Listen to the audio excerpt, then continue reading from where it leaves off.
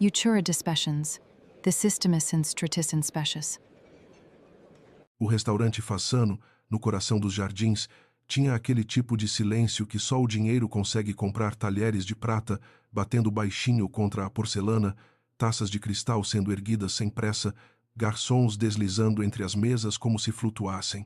Isabela Meireles sentia cada segundo daquele silêncio como uma agulha entrando devagar sob a pele.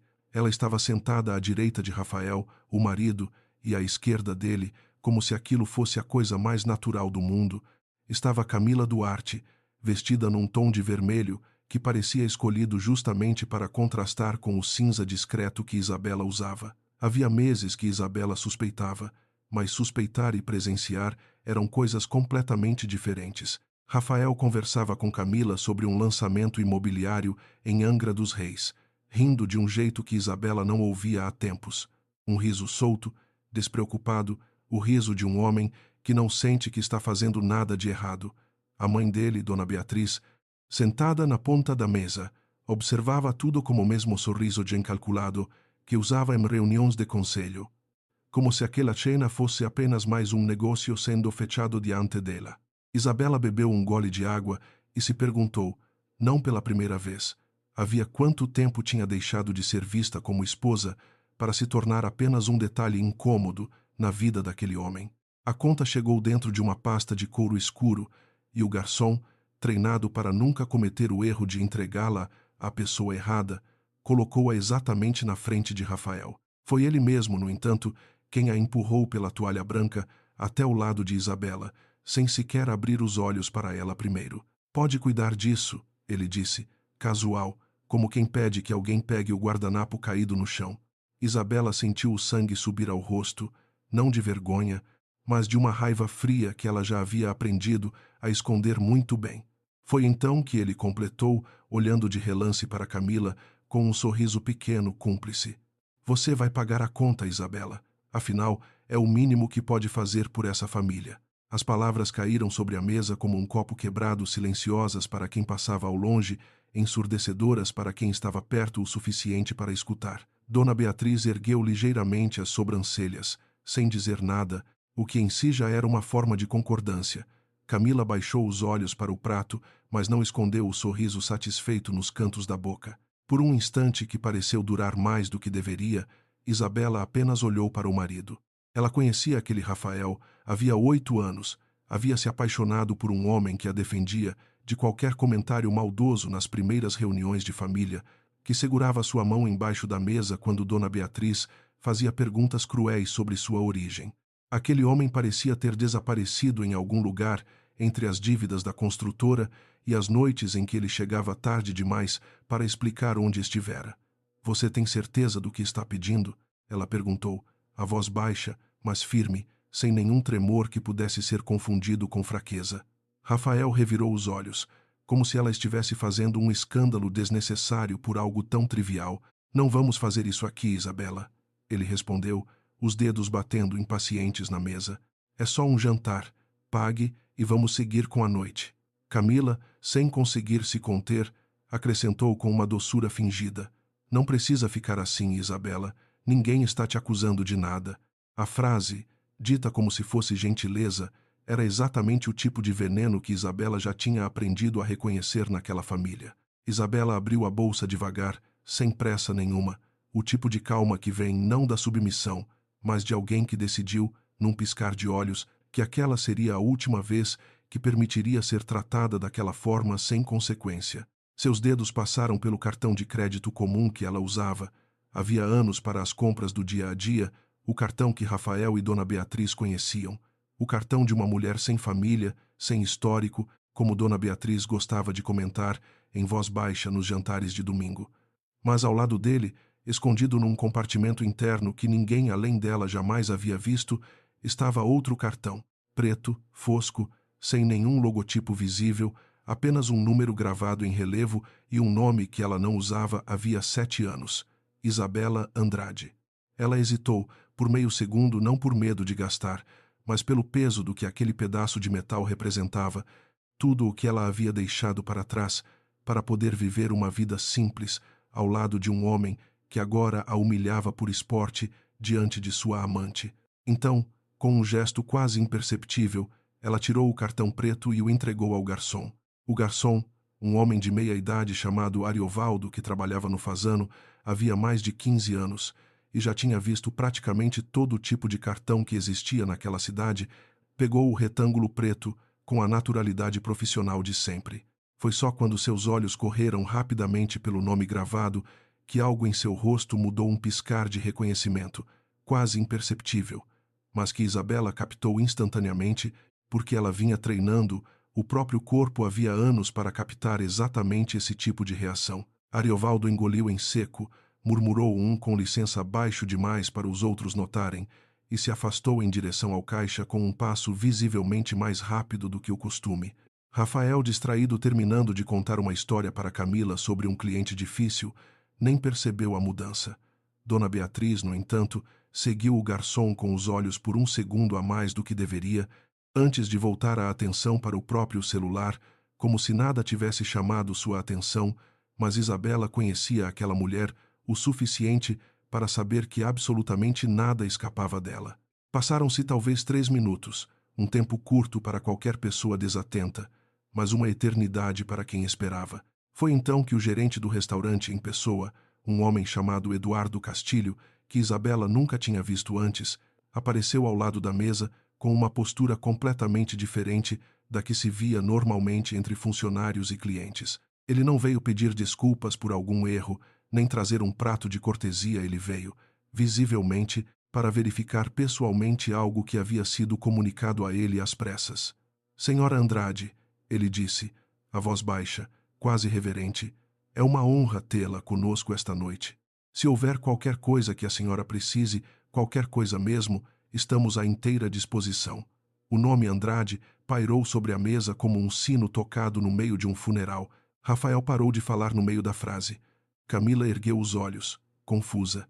Dona Beatriz, pela primeira vez naquela noite, deixou a máscara de controle escorregar por uma fração de segundo, os olhos estreitando-se em direção a Isabela, com uma pergunta muda que parecia gritar: "Quem é você, afinal?" Andrade, Rafael repetiu, a palavra saindo de sua boca como se fosse estrangeira, como se ele estivesse experimentando o som dela pela primeira vez, embora tivesse escutado o sobrenome de solteira da esposa incontáveis vezes ao longo dos anos, sempre pensando que se tratava de uma família qualquer, sem importância, do interior de Minas. Eduardo Castilho, percebendo tarde demais que talvez tivesse falado além do que deveria, tentou recuar com um sorriso profissional. Perdão. Imaginei que fossem íntimos da senhora e soubessem, ele disse, já se retirando discretamente, deixando para trás um silêncio denso o suficiente para cortar com uma faca. Isabela sentiu o coração bater mais rápido, não de pânico, mas de uma mistura estranha entre alívio e terror, como alguém que finalmente solta o ar que prendeu no peito durante anos, mesmo sabendo que esse ar, uma vez solto, não pode mais ser recolhido. Isabela, Rafael perguntou, a voz agora sem nenhum traço da arrogância de minutos atrás. Do que ele está falando? Ela olhou para ele, para Camila, para Dona Beatriz, e por um segundo considerou mentir, minimizar, inventar uma coincidência de sobrenomes. Mas estava cansada, cansada demais. É o nome da minha família, ela disse, simplesmente guardando o cartão preto de volta na bolsa com um gesto calmo, quase automático. Um nome que eu deixei de usar há muito tempo. Rafael abriu a boca para perguntar mais, mas nesse instante, Ariovaldo retornou trazendo a máquina de cartão, e o ritual mecânico do pagamento interrompeu, ainda que temporariamente, o que prometia se transformar numa cena ainda maior. A transação passou em silêncio absoluto, sem que ninguém na mesa dissesse uma palavra, como se todos estivessem esperando o momento seguinte, o instante em que as perguntas inevitavelmente voltariam. Camila, incomodada com a atenção que havia se desviado completamente dela, tentou recuperar o controle da situação com um comentário ácido. Bom, pelo menos serviu para alguma coisa, não é?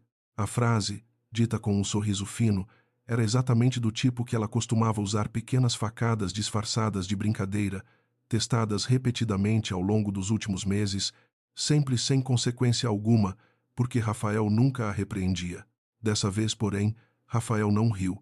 Ele olhava para Isabela com uma expressão que ela não reconhecia havia anos, não raiva, não desprezo, mas algo parecido com confusão genuína, como um homem que de repente percebe que talvez não conheça tão bem a pessoa com quem dorme todas as noites.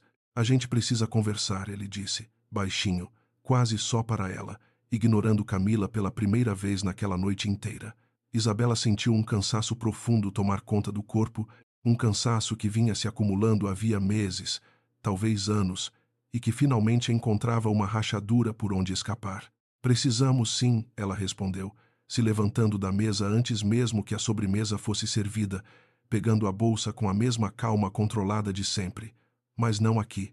Dona Beatriz, ainda tentando processar o que tinha acabado de testemunhar, apenas observou a nora se afastar em direção à saída, os saltos batendo firmes contra o piso de mármore, sem olhar para trás uma única vez. Do lado de fora do restaurante, o ar da noite carioca quente, úmido, carregado do cheiro de jasmim que vinha dos canteiros da calçada, bateu no rosto de Isabela como um lembrete de que o mundo continuava girando fora daquele universo fechado de sobrenomes e humilhações. Ela caminhou até o carro, um sedã discreto que ela mesma tinha escolhido anos atrás, justamente para não chamar atenção, e só quando entrou e fechou a porta, permitiu que as mãos tremessem, finalmente, livres da vigilância de olhos alheios. O celular vibrou no bolso da bolsa. Ela sabia, antes mesmo de olhar, quem estava do outro lado. Havia apenas uma pessoa no mundo que ligava naquele horário, com aquela insistência. Era o doutor Vergueiro, o advogado da família Andrade, o mesmo homem que cuidava havia 7 anos do fundo que ela jurara nunca tocar.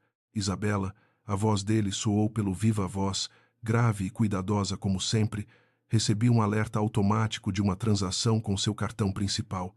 Está tudo bem? E preciso lembrá-la. A senhora ainda tem até completar 30 anos para decidir sobre o fideicomisso. O prazo está se esgotando.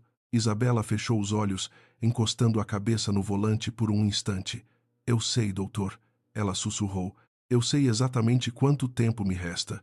Ela ligou o carro, mas não saiu imediatamente do estacionamento, os olhos fixos no letreiro discreto do Façano, refletido no retrovisor.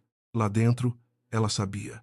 Rafael provavelmente ainda estava sentado à mesa, tentando entender o que tinha acabado de acontecer, talvez já perguntando a Camila se ela sabia de algo, talvez já ligando para algum conhecido para descobrir quem, afinal, era a família Andrade. Dona Beatriz certamente já estaria fazendo suas próprias ligações, movendo suas próprias peças, porque mulheres como ela nunca ficavam paradas diante de uma informação nova. Elas a transformavam imediatamente em vantagem ou em ameaça, dependendo de para onde o vento soprasse. Isabela sabia que aquela noite tinha aberto uma porta que ela vinha mantendo trancada havia 7 anos e que não havia como fechá-la novamente, pela primeira vez em muito tempo. No entanto, ela não sentiu medo diante disso. Sentiu, em vez disso, algo que quase tinha esquecido como reconhecer, a sensação fria e clara de estar, finalmente, no controle de alguma coisa. Ela colocou o carro em movimento e seguiu para casa, sabendo que a verdadeira conversa, aquela que mudaria tudo, ainda estava por vir.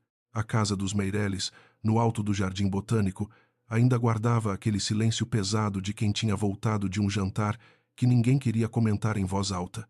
Isabela chegou primeiro, trocou o vestido cinza por um roupão simples e sentou-se na varanda que dava para o jardim, com uma xícara de chá que esfriava sem que ela tocasse nele. Rafael chegou quase 1 hora depois, o carro entrando na garagem com um barulho mais brusco do que o normal, como se ele tivesse dirigido o caminho inteiro, debatendo consigo mesmo o que diria. Quando finalmente apareceu na porta da varanda, sua expressão não era mais a de confusão de horas atrás, era algo mais duro, mais calculado, como se durante o trajeto ele tivesse decidido que a melhor defesa seria o ataque. Você vai me explicar agora, ou vamos continuar com esse teatrinho de mistério? Ele disse, a voz seca, cruzando os braços na entrada da varanda, como se aquilo fosse um interrogatório e não uma conversa entre marido e mulher.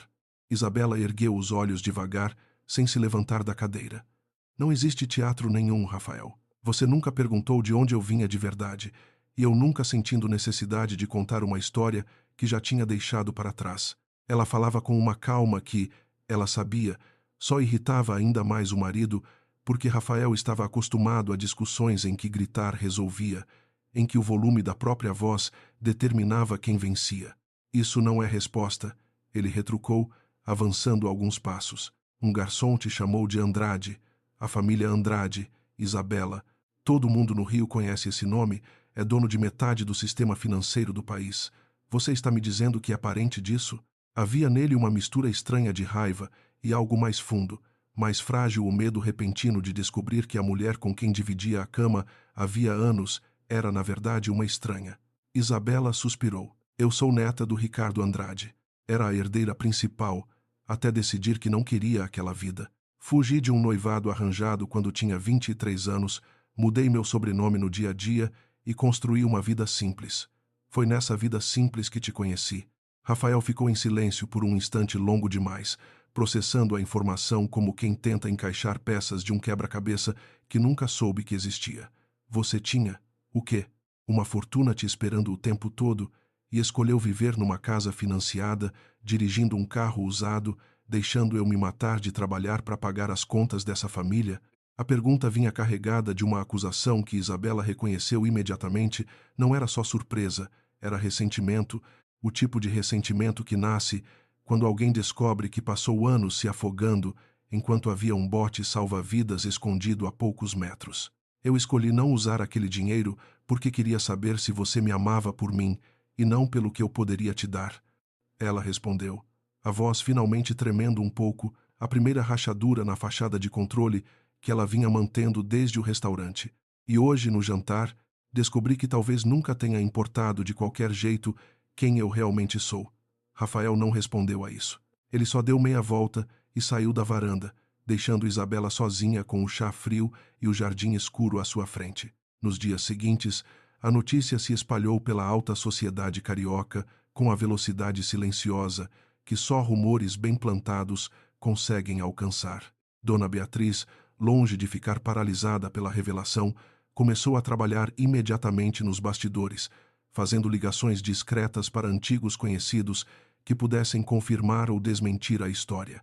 Foi numa dessas ligações, feita do escritório de casa com a porta fechada, que ela descobriu algo que a fez sentar-se mais reta na cadeira. O fundo misterioso que recentemente havia adquirido uma fatia significativa das ações da construtora Meireles, um negócio que ela mesma havia articulado às pressas, em segredo, para cobrir uma dívida que seu filho mais novo, Tiago, tinha acumulado em mesas de jogo clandestinas, parecia ter alguma ligação com o mesmo nome que agora ecoava pela cidade. Ela não tinha certeza absoluta ainda, mas o instinto de décadas administrando o patrimônio lhe dizia que coincidências daquele tamanho raramente eram, de fato, coincidências. Ela guardou a informação para si mesma, decidindo que precisava confirmar antes de mover qualquer peça e também decidindo, com uma frieza que definia toda a sua vida, que aquela informação poderia se tornar tanto uma arma quanto uma sentença, dependendo de quem a usasse primeiro.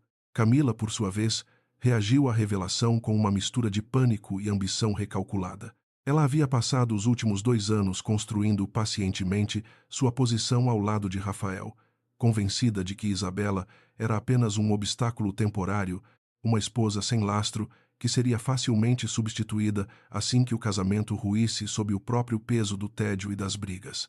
Descobrir que a rival tinha, na verdade, uma fortuna e um sobrenome que fariam a família Meireles parecer modesta em comparação, mudava completamente o tabuleiro. Numa tarde, sentada no apartamento que Rafael pagava discretamente havia meses, ela ligou para uma amiga jornalista de coluna social e, com uma voz cuidadosamente casual, perguntou o que ela sabia sobre aquela história dos Andrade que andam comentando por aí. A resposta que recebeu de que Isabela Andrade era conhecida nos círculos financeiros como a herdeira fantasma, alguém que desaparecera do radar social havia anos e cujo retorno certamente geraria movimentação intensa no mercado, fez Camila perceber que precisaria mudar de estratégia. Se não podia mais competir pelo dinheiro, competiria pelo afeto de Rafael, tentando se tornar indispensável emocionalmente antes que ele encontrasse motivos para voltar atrás. Enquanto isso, Isabela enfrentava sua própria batalha interna. Numa manhã, encontrou-se sentada na sala de estar vazia, o celular na mão, o número do doutor, vergueiro na tela, o dedo pairando sobre o botão de chamada sem coragem de apertar. Ela sabia que precisava decidir logo sobre o fideicomisso, o prazo dos 30 anos se aproximava, e as cláusulas do testamento do avô eram claras. Ou ela assumia formalmente a administração do legado Andrade antes do aniversário, ou tudo passaria automaticamente para um primo distante que ela mal conhecia, um homem conhecido por decisões agressivas e pouco escrúpulo nos negócios. A ideia de voltar àquele mundo, reuniões de conselho, jornalistas, a exposição constante a apavorava tanto quanto a ideia de perder tudo o que sua avó tinha construído com tanto cuidado. Foi nesse estado de indecisão que ela cometeu o que depois reconheceria como seu primeiro erro verdadeiramente perigoso naquela história toda. Ligou para o doutor Vergueiro e pediu que ele, discretamente, através do fundo, aumentasse a participação nas ações da construtora Meireles, sem contar nada a Rafael. Uma decisão tomada não por vingança, mas por medo, o medo de que, se a empresa da família dele quebrasse por completo, ela perderia qualquer chance de proteger o que ainda restava do casamento, mesmo que não soubesse exatamente como. "Tem certeza, Isabela?" perguntou o Dr. Vergueiro, sua voz carregada de uma cautela que vinha de décadas cuidando dos interesses da família Andrade. "Isso pode ser interpretado de muitas formas, principalmente se descobrirem antes de você mesma revelar." Isabela respirou fundo, olhando pela janela para o jardim onde, meses atrás, ela e Rafael costumavam tomar café da manhã juntos, rindo de coisas sem importância. "Eu sei", ela respondeu, "mas prefiro ter controle sobre o que pode acontecer do que ficar parada vendo tudo desmoronar." O advogado, depois de um silêncio pensativo, concordou em prosseguir com a operação através de uma segunda camada de holdings, mantendo o anonimato por mais algum tempo, mas avisou, com a seriedade de quem já tinha visto negócios darem errado por excesso de segredo, que aquilo era como acender um pavio. Cedo ou tarde, o fogo chegaria à pólvora e ninguém poderia prever exatamente quando. Rafael, alheio a essa movimentação silenciosa, passou a semana seguinte dividido entre a raiva e uma curiosidade que ele mesmo se recusava a admitir. Numa noite, incapaz de dormir, ele desceu até o escritório de casa e ficou observando, por longos minutos, uma caixa de fotografias antigas que Isabela guardava numa prateleira alta do armário, fotos de um tempo antes dele, de uma mulher jovem em vestidos que claramente custavam mais do que qualquer coisa que ele já tinha visto ela usar durante o casamento, ao lado de pessoas que ele reconheceu, com um choque desconfortável, como figuras que apareciam ocasionalmente em revistas de economia. Havia também uma foto de um homem idoso de expressão severa, que ele presumiu ser o avô, o famoso Ricardo Andrade, e outra de uma mulher mais jovem sorrindo ao lado de Isabela, provavelmente uma irmã ou prima. Ele sentiu, olhando aquelas imagens, uma pontada de algo que custou a reconhecer como vergonha, porque em 8 anos de casamento ele nunca tinha perguntado o suficiente sobre o passado da mulher que dividia sua vida, sempre presumindo, com uma arrogância que agora lhe parecia grotesca, que não havia nada ali digno de curiosidade. Foi durante essa mesma semana que a crise financeira da construtora Meireles, já em curso, havia meses por decisões questionáveis de Dona Beatriz e pela ausência cada vez mais frequente de Rafael, que passava mais tempo cuidando da própria imagem social do que da gestão real da empresa, começou a se agravar de forma visível. Um banco importante recusou renovar uma linha de crédito essencial, alegando preocupação com a governança da empresa depois de rumores sobre movimentações estranhas no quadro societário. Em uma reunião tensa no escritório central, o diretor financeiro, um homem cauteloso chamado Norberto, informou a Rafael que havia identificado, através dos registros da junta comercial, uma série de aquisições de ações feitas nos últimos meses por uma holding chamada Vetor Capital, cuja origem de recursos permanecia opaca demais para ser ignorada. "Precisamos descobrir quem está por trás disso antes que seja tarde", disse Norberto, os óculos escorregando pelo nariz enquanto folheava documentos. "Se essa holding continuar comprando no ritmo atual, em menos de 2 meses, ela terá participação suficiente para influenciar decisões estratégicas da empresa." Rafael sentiu um frio subir pela espinha, sem saber ainda porque ainda não sabia que a resposta para aquele mistério estava dormindo na mesma cama que ele, todas as noites. A tensão em casa cresceu proporcionalmente à tensão na empresa. Numa noite de sexta-feira, Rafael chegou tarde, cheirando ao perfume que Isabela reconheceu instantaneamente como não sendo o dela, e a encontrou sentada à mesa da cozinha, revisando documentos que ela rapidamente virou de bruços quando ele entrou, um gesto que, para os olhos já desconfiados dele, pareceu confirmar tudo o que Dona Beatriz vinha sussurrando. Havia dias sobre segredos e agendas ocultas. O que é isso? Ele perguntou, apontando para os papéis. Assuntos meus, ela respondeu, talvez rápido demais, talvez defensiva demais. Rafael riu, um riso amargo, sem humor nenhum. Assuntos seus. Claro, como tudo mais nessa casa, aparentemente, ele se serviu de uma dose de uísque, as mãos tensas ao redor do copo. Sabe, Isabela, eu costumava pensar que éramos uma equipe. Agora percebo que você sempre teve um jogo próprio, e eu nem sequer sabia que estava jogando.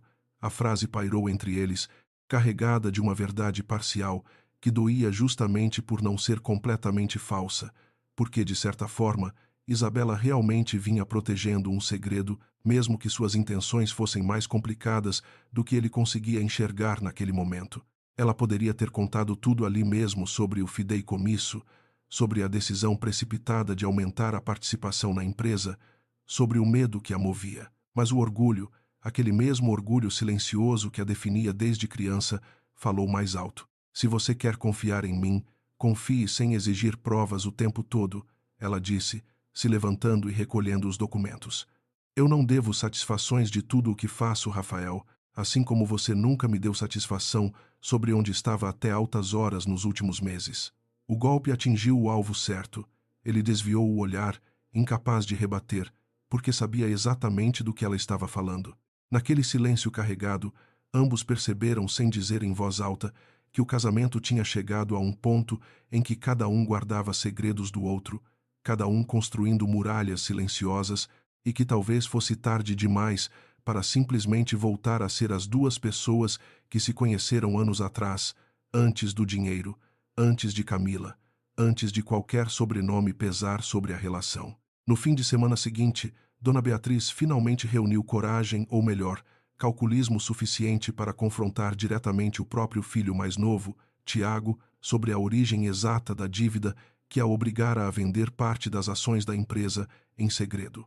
Na conversa tensa, realizada na biblioteca da casa principal da família, Tiago confessou, entre lágrimas de vergonha misturadas com autopiedade, que as dívidas eram ainda maiores do que ele tinha admitido inicialmente e que ele havia, inclusive, assinado alguns documentos sob pressão de agiotas ligados a um esquema de apostas online que operava na fronteira da legalidade. Dona Beatriz, ouvindo tudo aquilo, sentiu pela primeira vez em muito tempo um medo genuíno não pelo dinheiro em si, mas pela possibilidade real de que o nome Meireles, construído com tanto esforço ao longo de 3 gerações, pudesse ser manchado publicamente por um escândalo de jogo e dívida. Ninguém pode saber disso, ela disse ao filho, a voz baixa, mas cortante como lâmina. Nem seu irmão, principalmente não sua cunhada. Ela ainda não sabia, mas ao proteger aquele segredo com tanta ferocidade, estava justamente alimentando as condições perfeitas para que o segredo de Isabela se tornasse, em breve, a única solução possível para salvar a empresa inteira. A crise na construtora Meireles atingiu um ponto de não retorno numa terça-feira chuvosa, quando o banco que sustentava a maior parte das operações da empresa comunicou oficialmente, por carta protocolada, que estava suspendendo qualquer nova linha de crédito até que a diretoria esclarecesse a composição acionária real da holding Vetor Capital. A notícia se espalhou pelo escritório central como um incêndio, e Rafael, que até então vinha tratando a situação com uma displicência típica de quem nunca precisou realmente lutar por nada na vida, sentiu pela primeira vez o peso concreto do que aquilo significava. Obras paradas, funcionários sem salário, fornecedores processando a empresa e o nome Meireles, que ele sempre considerou uma armadura, se transformando rapidamente numa mancha nos jornais econômicos. Foi em meio a esse caos que Norberto, o diretor financeiro, entrou na sala dele sem sequer bater, os olhos arregalados atrás dos óculos, segurando uma pasta como se fosse uma bomba prestes a explodir. Descobri quem está por trás da Vetor Capital, ele disse, a voz tremendo de uma mistura de urgência e incredulidade. Rafael, Você precisa se sentar para ouvir isso. O nome que saiu da boca de Norberto, associado a um fundo fiduciário registrado em nome de I. Andrade, atingiu Rafael como um soco no estômago, ainda que, de início, ele se recusasse a acreditar completamente na coincidência. Isso não pode ser, ele murmurou, pegando os documentos das mãos do diretor com dedos que tremiam ligeiramente. Pode haver 1000 Andrades nesse país, Norberto. Não significa nada. Mas mesmo enquanto dizia isso, uma parte fria e lógica de sua mente já estava calculando as datas. A primeira compra de ações da Vetor Capital tinha ocorrido exatamente 3 semanas após uma discussão particularmente dura entre ele e Isabela, na qual ele a acusara, num acesso de raiva, de nunca se importar de verdade com o futuro da empresa da família dele. Ele lembrou, com um desconforto crescente, do jeito como ela tinha ficado em silêncio depois daquela briga, o jeito como tinha passado a semana seguinte, trancada no escritório de casa, fazendo ligações que ele nunca perguntou sobre. As peças, uma a uma, começavam a se encaixar de um jeito que ele desesperadamente não queria admitir. Naquela mesma noite, ele chegou em casa mais cedo do que de costume, encontrando Isabela na cozinha, preparando o jantar como se aquele fosse um dia comum em meio a uma vida que, para ela também, estava longe de ser comum. Precisamos conversar sobre a Vetor Capital, ele disse, sem rodeios, jogando a pasta de documentos sobre a bancada com um baque seco que fez os talheres tilintarem. Isabela sentiu o estômago se contrair, mas manteve o rosto o mais neutro possível, ainda que soubesse, no fundo, que aquele momento era inevitável desde o instante em que autorizara o Dr. Vergueiro a aumentar a participação. O que tem ela? Perguntou, ganhando tempo, embora já soubesse exatamente para onde aquilo ia. Rafael a encarou com uma intensidade que ela não via desde os primeiros meses de namoro, só que agora carregada de uma raiva fria em vez de paixão. Não brinca comigo, Isabela. Eu sei que é você. Sei que é o seu fundo comprando as ações da minha empresa por baixo dos panos, enquanto eu e minha família lutamos desesperadamente para não afundar. Ele deu um passo à frente, a voz subindo. Você estava planejando isso desde quando? Desde antes do jantar no Fazano? Isso tudo é algum tipo de vingança? Não é vingança, Isabela respondeu, finalmente largando a colher de pau na pia, encarando-o de volta sem recuar 1 centímetro. Eu tinha medo, Rafael. Medo de que a empresa quebrasse de verdade e eu não tivesse como fazer absolutamente nada além de assistir. Fiz isso para proteger, não para atacar. Mas mesmo enquanto as palavras saíam de sua boca, ela percebia como soavam frágeis diante da desconfiança já instalada nos olhos dele. Proteger? Ele repetiu, com um riso amargo, sem humor nenhum. Você comprou secretamente ações da empresa da minha família sem me contar uma palavra e chama isso de proteção? Isabela, isso é controle. É exatamente o tipo de coisa que minha mãe sempre disse que você faria, e eu, feito um idiota, sempre te defendi. A menção à dona Beatriz acendeu algo em Isabela, uma raiva antiga que ela vinha engolindo havia anos. Sua mãe, ela disse, a voz agora também mais alta, vendeu ações da empresa em segredo para cobrir as dívidas de jogo do seu irmão, e você nunca perguntou de onde veio o comprador misterioso que apareceu bem na hora certa. Já parou para pensar nisso, Rafael? Ou é mais fácil culpar a esposa do que enxergar o que está acontecendo dentro da sua própria família? O silêncio que se seguiu foi cortante. Rafael, pego completamente de surpresa pela menção à dívida de Tiago, algo que ele genuinamente desconhecia até aquele instante, sentiu o chão sob os pés se tornar ainda mais instável. Do que você está falando? Ele perguntou, a voz agora mais baixa, mais insegura. Isabela, percebendo tarde demais que tinha revelado informação que não deveria ainda ter em mãos, informação que só poderia ter chegado até ela através de canais que ligavam diretamente ao fundo Vetor Capital e às investigações que o Dr. Vergueiro conduzia sobre a estrutura societária da construtora Meireles, hesitou. Meu advogado descobriu durante a due diligence da compra das ações, ela admitiu, sabendo que aquilo só reforçaria a desconfiança de Rafael em vez de aliviá-la.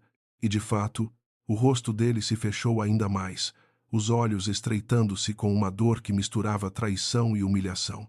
Então você sabia de um segredo da minha própria família antes de mim, numa empresa que devia ser minha, através de um fundo que você controla secretamente. Ele balançou a cabeça, dando alguns passos para trás, como se precisasse de distância física para processar tudo aquilo. Eu não sei mais quem é você, Isabela. Sinceramente, não sei. Enquanto o casamento desmoronava lentamente dentro daquela cozinha, Dona Beatriz, em sua própria casa, recebia uma visita que ela não esperava. Camila, visivelmente nervosa, pedindo para conversar em particular.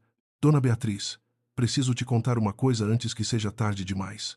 Camila começou, as mãos entrelaçadas no colo, um gesto que traía toda a ansiedade que ela tentava disfarçar sob uma camada de calma ensaiada.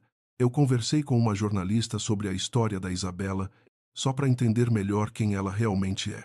E ela me contou que existe um rumor forte no mercado financeiro de que o fundo que comprou as ações da Meireles pode estar se preparando para assumir controle total da empresa, não só a participação minoritária. O rosto de Dona Beatriz permaneceu impassível, mas por dentro, seu cérebro processava rapidamente as implicações. Você tem certeza disso?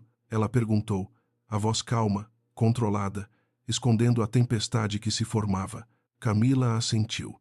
A jornalista disse que é questão de tempo até virar notícia pública, e Dona Beatriz, se isso acontecer e todo mundo souber que foi a esposa do Rafael quem comprou secretamente a empresa da própria família dele, isso vai destruir a reputação de todos vocês. Ninguém mais vai querer fazer negócios com uma família que não consegue nem controlar o que acontece dentro de casa. Havia, por trás da aparente preocupação de Camila, um cálculo muito mais pessoal. Se a reputação dos Meireles fosse destruída, ela perderia toda a posição social que vinha construindo cuidadosamente ao lado de Rafael nos últimos 2 anos. Dona Beatriz, no entanto, longe de se deixar levar pelo pânico, começou a enxergar naquela informação uma oportunidade escondida. Se Isabela realmente controlava o fundo que ameaçava a empresa, então era ela, Dona Beatriz, quem precisava chegar até Isabela primeiro não com hostilidade, mas com uma proposta que pudesse, de alguma forma, virar o jogo a seu favor antes que tudo desmoronasse publicamente. Obrigada por me contar isso, Camila, ela disse, com um sorriso fino que não alcançava os olhos. Vou cuidar da situação. A frase, dita com a calma de sempre, escondia uma decisão que ela ainda não tinha certeza de como executar, mas que já sabia, instintivamente, que exigiria um confronto direto e talvez humilhante com a nora que ela vinha desprezando havia anos. De volta à casa de Rafael e Isabela, a discussão na cozinha tinha esfriado para um silêncio ainda mais perigoso do que os gritos anteriores. Rafael, sentado à mesa, a cabeça apoiada nas mãos, finalmente perguntou, num tom quase suplicante que Isabela não ouvia dele havia anos: Você me ama, Isabela? De verdade? Ou eu fui só um capítulo qualquer na sua vida, enquanto você guardava um mundo inteiro escondido de mim? A pergunta pegou Isabela desprevenida, atingindo exatamente o ponto mais vulnerável de todo aquele emaranhado de segredos e desconfianças.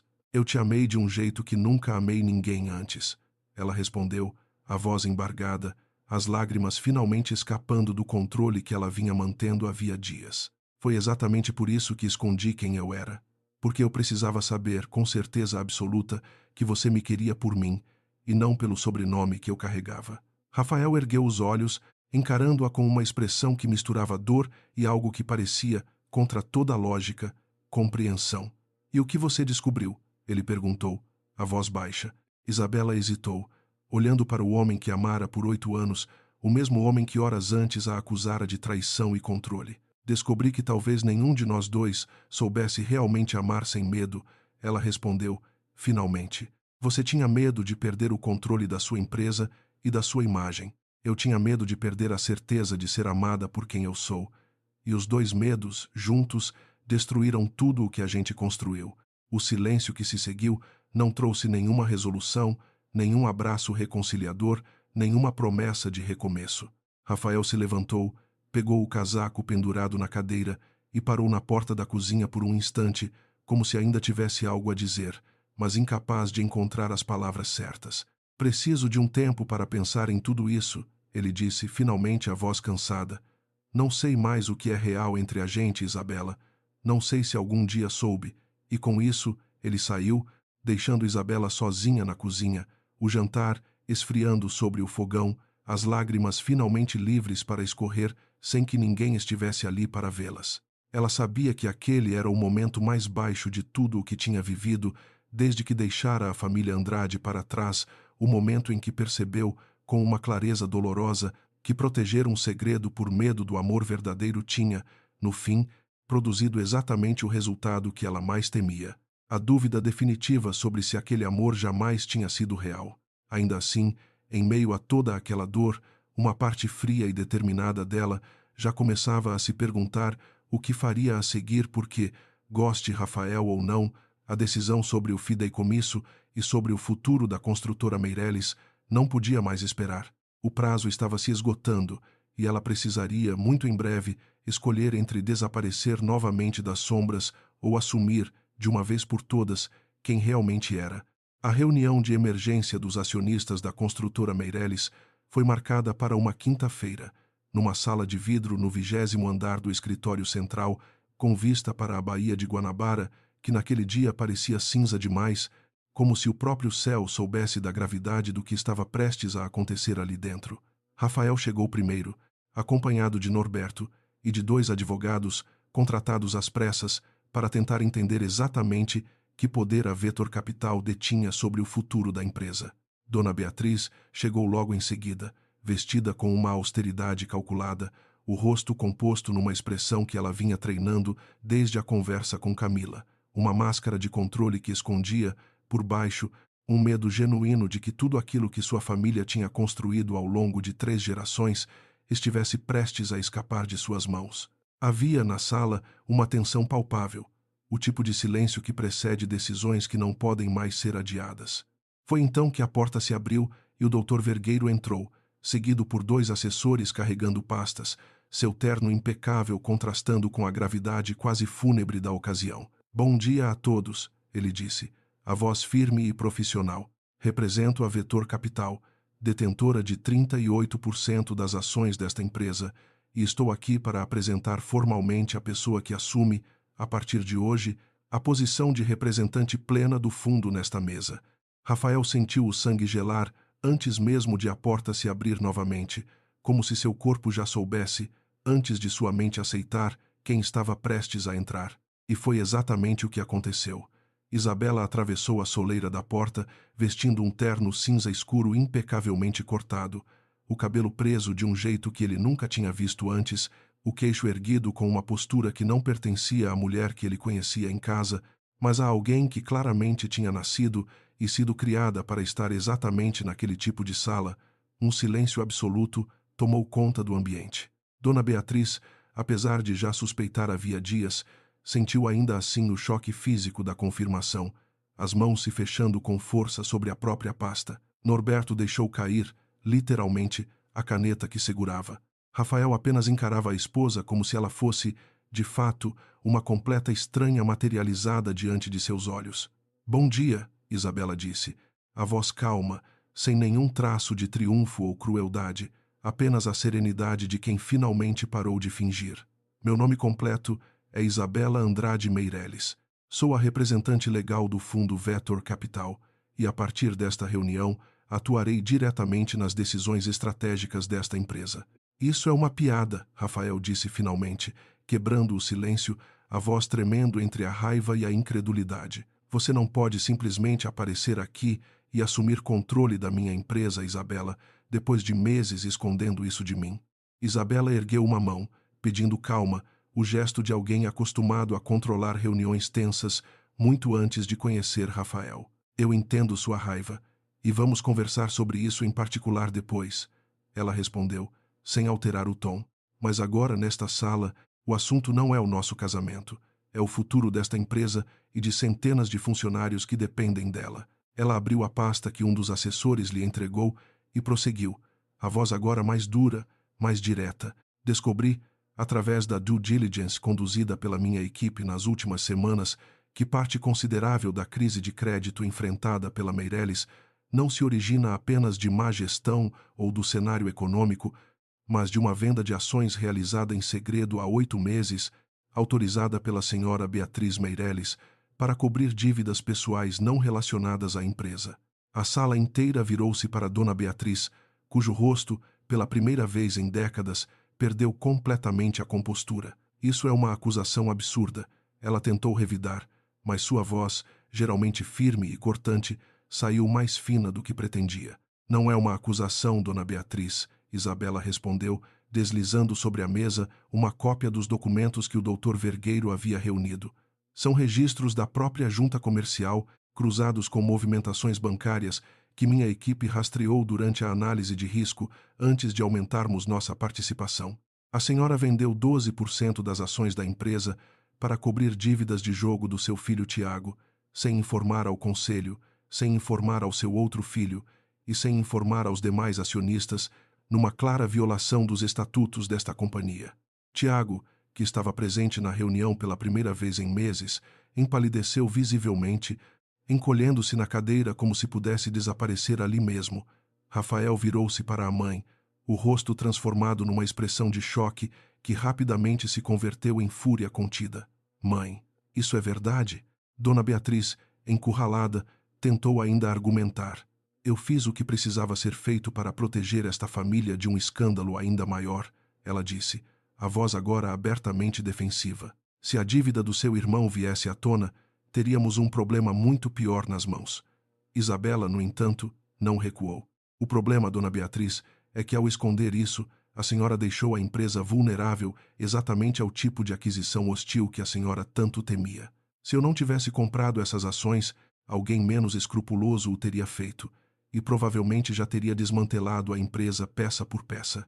Ela fez uma pausa, olhando ao redor da mesa antes de continuar. Eu não vim aqui para destruir a construtora Meireles. Vim porque, apesar de tudo o que aconteceu entre mim e Rafael, ainda me importo com as pessoas que dependem desta empresa para sustentar suas famílias. Mas isso só funciona se houver transparência total a partir de agora. Portanto, minha primeira exigência como representante do fundo é a seguinte: toda a movimentação financeira dos últimos 2 anos será auditada por uma empresa externa independente e os resultados serão compartilhados com todos os acionistas, sem exceção.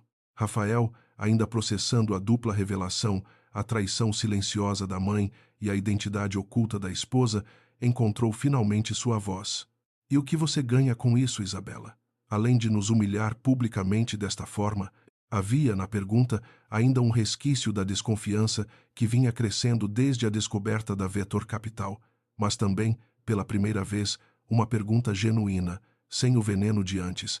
Isabela olhou diretamente para ele, ignorando por um instante todos os outros presentes na sala. Eu não ganho nada financeiramente que já não tivesse antes, Rafael. O que eu quero é impedir que uma empresa que você passou anos construindo, mesmo com todos os seus erros, desmorone por causa de segredos que nunca deveriam ter existido em primeiro lugar. E, sinceramente, quero descobrir se ainda existe alguma coisa entre a gente que valha a pena salvar, depois que a poeira baixar. A sinceridade crua daquela resposta pegou todos de surpresa, inclusive Dona Beatriz, que esperava alguma manobra mais fria, mais calculada, vinda de uma herdeira Andrade. Camila, que havia insistido em acompanhar Rafael até a reunião, apesar dos protestos discretos dele, finalmente encontrou coragem para falar, tentando recuperar algum espaço na conversa. Isso tudo é muito conveniente, não acham? Ela disse, com um sorriso fino direcionado a Isabela. A esposa desaparece por anos, esconde uma fortuna e agora aparece bem na hora que a empresa está afundando, como se fosse a salvadora de todos. Isabela virou-se lentamente para ela, pela primeira vez desde que entrara na sala, permitindo que uma sombra de dureza cruzasse sua expressão calma. Camila, seria mais fácil discutir isso se sua presença nesta reunião fosse justificada por algum papel formal na empresa, o que, até onde sei, não é o caso. O comentário, dito com uma cortesia gélida, silenciou instantaneamente qualquer tentativa de Camila de continuar participando da conversa, e alguns dos executivos presentes trocaram olhares que deixavam claro o quanto a presença dela ali sempre tinha sido, de fato, inadequada. O Dr. Vergueiro, percebendo o momento propício, retomou a palavra para formalizar os próximos passos.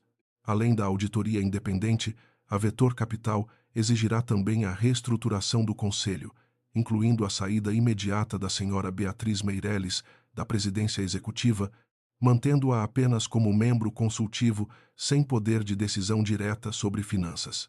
Dona Beatriz, ouvindo aquilo, sentiu o chão desabar sob os próprios pés, décadas de poder e controle sendo desmontadas em questão de minutos diante de toda a diretoria. Vocês não podem fazer isso, ela protestou, mas sua voz já não carregava a mesma autoridade de sempre. Podemos, sim, respondeu o Dr. Vergueiro, sem rodeios. Os estatutos prevêem exatamente esse tipo de medida em casos de violação fiduciária comprovada, e a senhora Andrade, como principal acionista individual após esta reunião, tem total respaldo legal para essa decisão.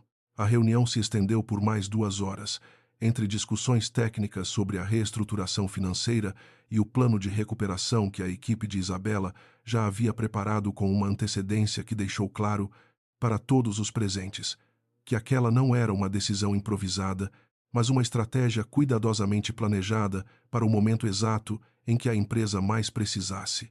Ao final, quando os últimos documentos foram assinados e os executivos começaram a deixar a sala, Rafael permaneceu sentado, observando Isabela recolher suas próprias pastas com uma eficiência tranquila que ele jamais tinha visto nela em casa. Podemos conversar? Ele perguntou, a voz baixa, quase irreconhecível se comparada ao homem arrogante que semanas atrás a fizera pagar a conta de um jantar na frente da amante. Isabela parou, olhando para ele por um longo instante, avaliando se aquele pedido vinha de um lugar genuíno ou apenas do choque momentâneo da situação.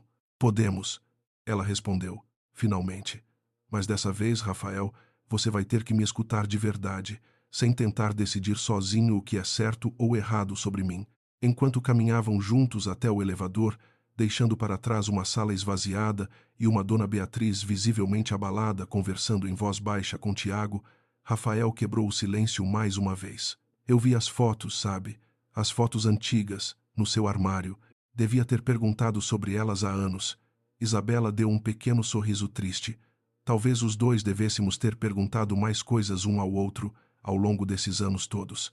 As portas do elevador se fecharam, deixando-os sozinhos naquele espaço reduzido, o silêncio carregado de tudo o que ainda precisava ser dito, as desculpas que ainda não tinham sido pronunciadas, as explicações que ainda faltavam, a pergunta maior que pairava sobre os dois. Se, depois de tantas mentiras por omissão e tanto orgulho ferido, ainda havia uma base sólida o suficiente para reconstruir o que um dia fora genuíno entre eles, ou se aquele momento na sala de reuniões marcava apenas o início definitivo do fim.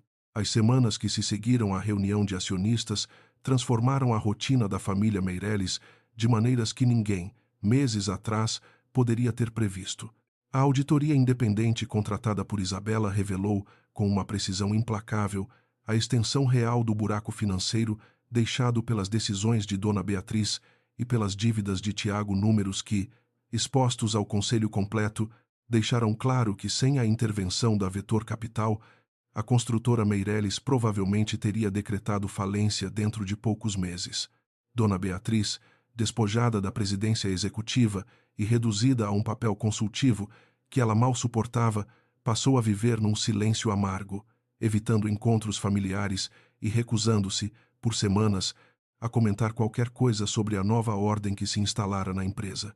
Tiago, por sua vez, aceitou finalmente entrar num programa de tratamento para lidar com o vício em jogo, uma decisão que ele tomou não por pressão externa, mas por um raro momento de clareza depois de ver o próprio irmão quase perder tudo por causa de seus erros silenciados. Rafael e Isabela, no entanto, enfrentavam o desafio mais delicado de todos: reconstruir, peça por peça, uma confiança que tinha sido corroída não por um único ato de traição, mas por anos de perguntas nunca feitas e verdades nunca ditas. Nas primeiras semanas depois da reunião, os dois mal se falavam em casa, movendo-se pelos cômodos como estranhos educados, cada um processando à sua maneira o tamanho do abismo que se abrira entre eles. Foi numa noite de domingo, quando Rafael encontrou Isabela sentada sozinha na varanda, observando o jardim escurecer, que ele finalmente reuniu coragem para a conversa que os dois vinham adiando. Eu queria pedir desculpas, ele começou, sentando-se ao lado dela, mantendo uma distância respeitosa, não só pelo jantar no Façano, embora aquilo tenha sido imperdoável, mas por anos de não perguntar, de presumir, de deixar minha mãe e minhas próprias inseguranças definirem como eu te tratava. Isabela o observou por um longo momento antes de responder. Eu também preciso pedir desculpas, ela disse, finalmente, por ter escondido uma parte inteira de mim mesma, achando que isso protegeria nosso casamento, quando, na verdade, só construiu uma parede entre nós dois. Por que você nunca me contou, de verdade? Rafael perguntou. A pergunta finalmente vindo sem acusação, apenas curiosidade genuína. Isabela suspirou, olhando para as próprias mãos antes de responder. Porque eu cresci vendo meu avô usar dinheiro para comprar lealdade, casamentos, até afeto dos próprios netos. Ele arranjou meu noivado com um homem que eu mal conhecia, como se eu fosse uma peça a mais num negócio.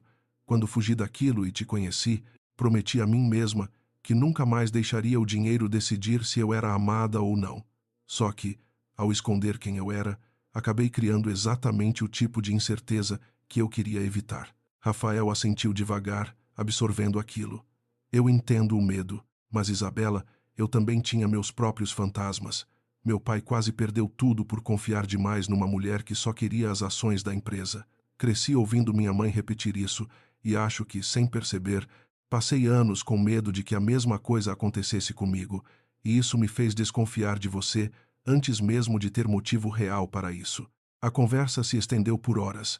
Naquela varanda, os dois finalmente dizendo em voz alta tudo o que tinham engolido durante anos de casamento, os medos herdados de suas respectivas famílias, as inseguranças nunca verbalizadas, os pequenos ressentimentos que tinham se acumulado silenciosamente até explodirem naquela noite no Fasano. Não houve, naquela conversa, nenhuma resolução mágica e instantânea.